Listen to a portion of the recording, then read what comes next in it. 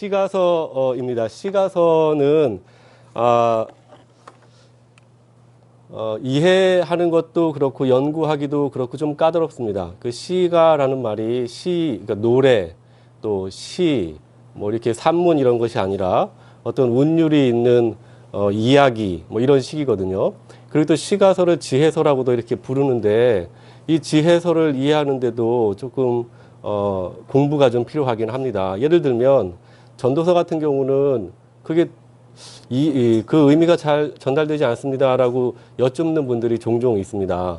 그리고 잠언도 마찬가지죠. 전도서하고 잠언의 내용을 비교해 보면 잠언은 명쾌하게 무엇인가 답을 주는데 전도서는 뭔가 애매하다고 이야기하는 것 같고 뭐가 허무하다고 이야기하는 것 같고 그러다 보니까 이 두 가지 책을 비교했을 때 또 이해하기가 좀 어렵고 그렇습니다. 또 시편은 어떤가요? 한 150편 있는데 시편 그 150편 다 읽기 저희들이 또 어렵고 시편 또 읽어보신 분들은 어떤 느낌이냐면 계속 고난 이야기만 합니다. 그렇죠?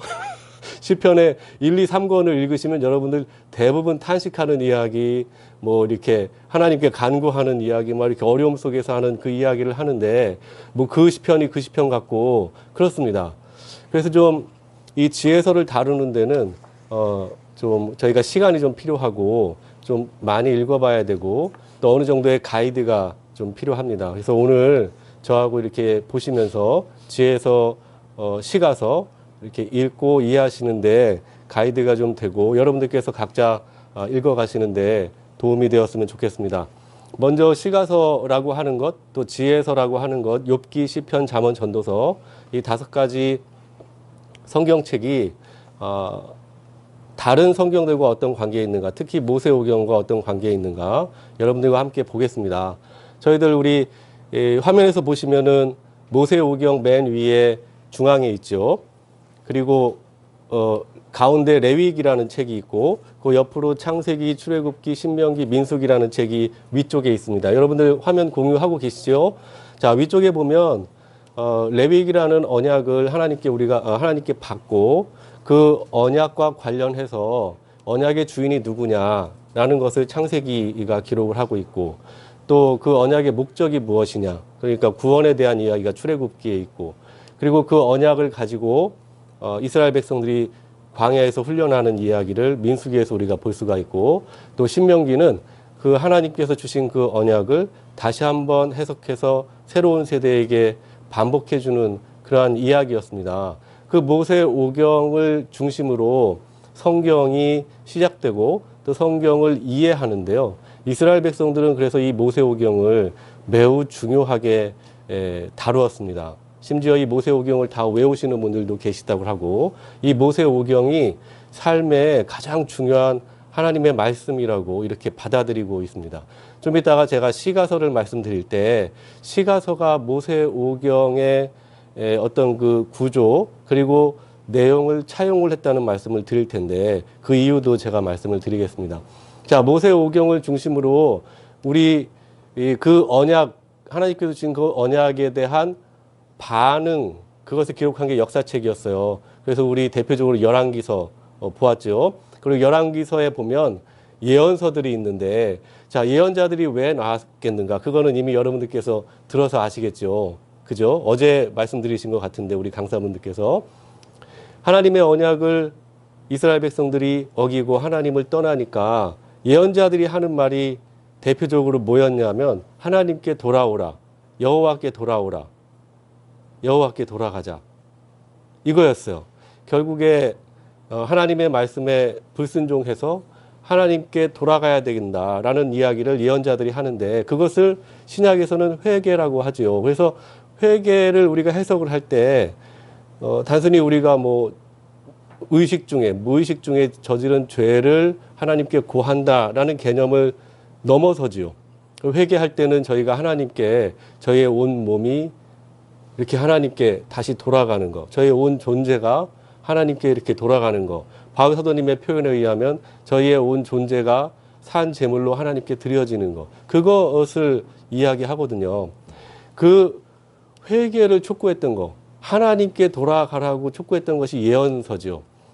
그리고 시가서는 뭐냐면은 하나님의 언약에 순종한 사람들입니다. 그러니까 우리 이 역사서, 예언서, 시가서의 관계를 한번 잘 보세요. 그리고 모세오경과의 관계도 한번 보세요.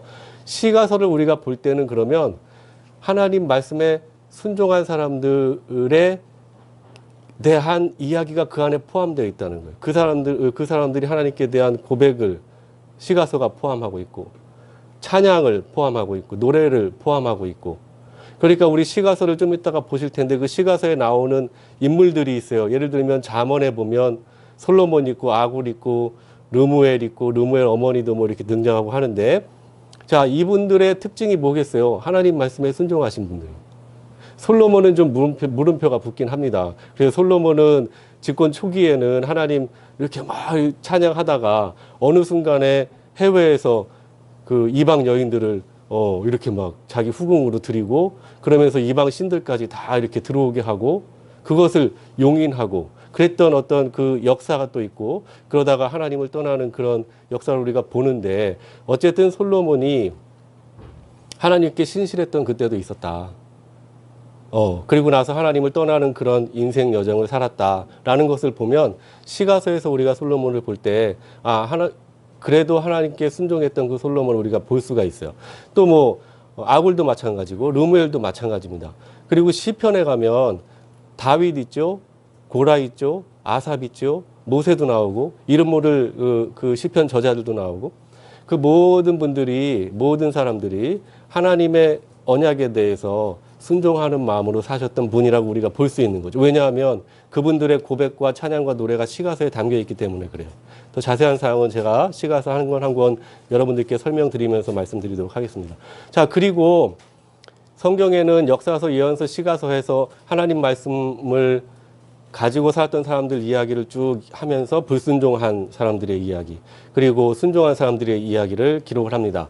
중간기를 거쳐서 우리는 새로운 언약을 맞이하게 되는데 예수 그리스도를 만나게 됩니다. 사복음서는 그 하나님께서 이스라엘 백성에게 주신 새 언약에 대한 이야기, 우리의 생명의 떡으로 오신 예수님을 중심으로 그 사람들의 신앙을 보여주는 그 복음서가 4권이 자리 잡고 있고, 이 새 언약에 대해서 마찬가지로 사도행전은 이 언약을 어떻게 준수하고 살았는가, 그리고 그 안에는 그 언약을 따르지 않고 살았는가라는 기록을 가지고 있습니다.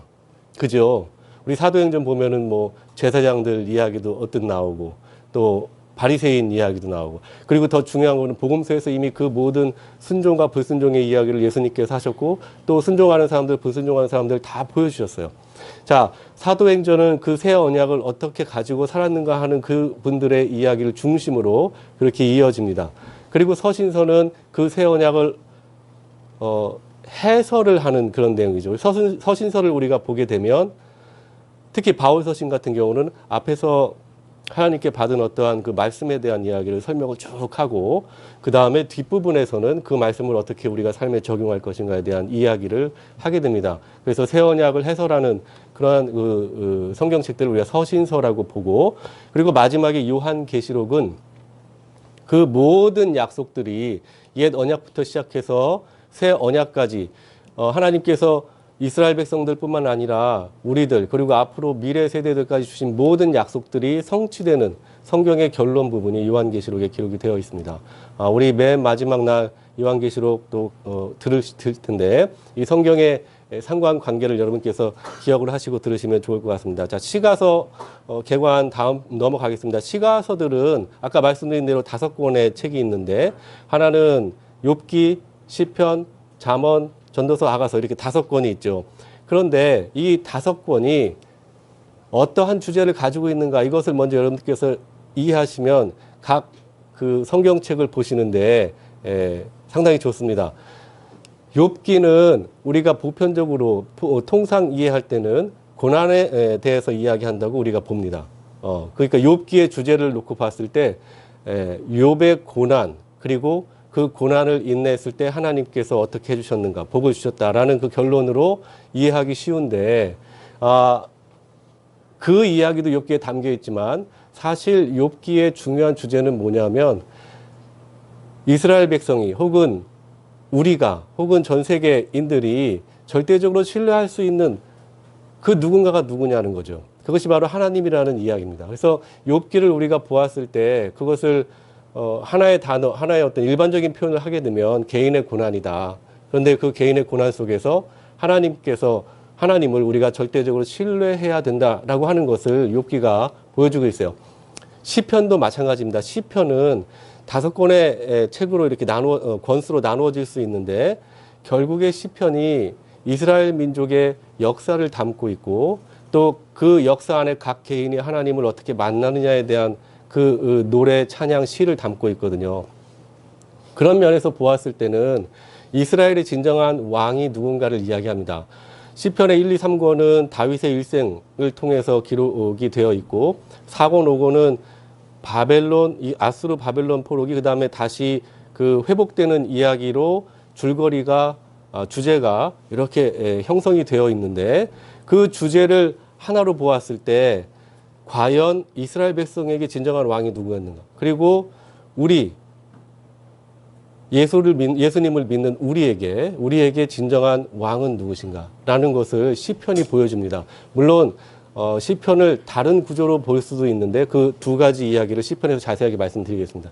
잠언을 놓고 보면 마찬가지입니다. 잠언은 지혜에 대한 이야기를 우리가 이해를 하는데 그것이 틀리다는 것이 아니라 지혜에 대한 이야기를 하면서 온전한 지혜의 근원이 뭐냐 이거죠. 여러분들 잠언서를 가만히 뒤져보면 잠언에는 솔로몬의 잠언도 있지만 이방인들의 잠언이 있어요. 지혜자들, 아굴, 르무엘 잠언들이 섞여 있습니다. 그것은 좋은 의미로 보았을 때는 이스라엘에 많은 문물들이 들어와서 하나님 믿는 백성들이 이방인들 중에 생겼다라고 해석을 할 수도 있지만 거꾸로 이야기를 하면 그 이방의 지혜들이 이스라엘 백성들에게 들어왔을 때 어떤 문제를 일으킬 수도 있어요. 솔로몬이 대표적이잖아요. 솔로몬이 이방 여인을 만났을 때 이방 신을 섬기고 그리고 이방 지혜가 이스라엘 백성들에게 어떤 영향을 미쳤는지 우리 역사에서 언뜻 힌트를 알아볼 수 있는데 바로 그 잠언은 그 모든 세상의 지혜들 중에 온전한 지혜의 근원은 과연 어떤 존재인가라는 건데 바로 하나님이라는 거죠. 자, 전도서 한번 볼게요. 전도서는 우리 인생에 대해서 얘기하는데 특별히 허무한 인생에 대해서 얘기합니다. 더 허무한 인생.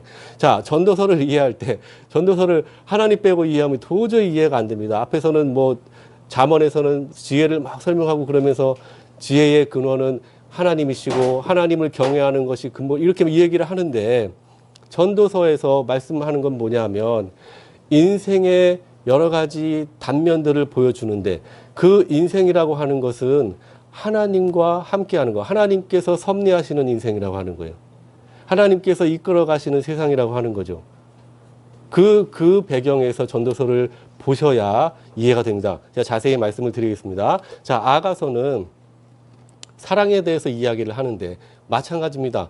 완전한 사랑의 대상, 그리고 완전한 사랑의 근원이 누구냐? 그것이 바로 하나님이시라는 거죠. 그러니까 지혜서를 우리가 5권을 다 하나의 묶음으로 시가서, 지혜서라고 하는 하나의 그 전체 어떤 그 메시지를 보게 되면 모두 공통적으로 하나님에 대해서 이야기를 합니다. 절대적인 신뢰의 대상, 진정한 이스라엘의 왕, 온전한 지혜의 근원, 온전한 삶의 의미 어디에서 찾을 것인가?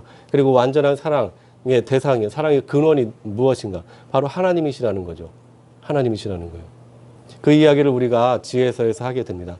자, 우리가 시가서라고 이 5권을 해석을 할 때는 이스라엘 백성이나 혹은 믿음이 있는 신앙인들이 하나님에 대해서 이렇게 고백하는 신앙의 고백, 노래하는, 찬양하는 그렇게 우리가 해석을 할 수 있지만 이 시가서를 지혜서라고 볼 때는 하나님의 지혜가 담긴 책들이라는 거죠. 하나님을 알려드리는 책들이라는 거죠. 하나님을 올바로 전하는 책들이라는 거죠. 그거를 우리가 이해하고 넘어가면 좋겠습니다. 자, 구약의 구조인데 이거는 유대인들이 보는 구약의 구조고요. 우리 시가서, 지혜서가 어디에 포함되어 있는가 그것을 제가 보여드리려고 그러는데요. 케투빔이라는 11권의 책 중에 시가서라고 해서 시편, 잠언, 욥기가 들어가 있습니다. 그런데 저희들이 가지고 있는 구약에서는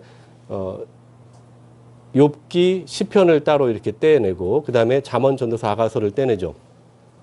그리고 유대인의 성경에서는 지혜서를 아가서, 전도서라고 이제 표현을 합니다. 그러니까 약간 저희의 구분과는 좀 다르다. 라고 하는 것을 말씀을 드리고, 구약 때 아마 이 부분을 설명을 드렸을 겁니다.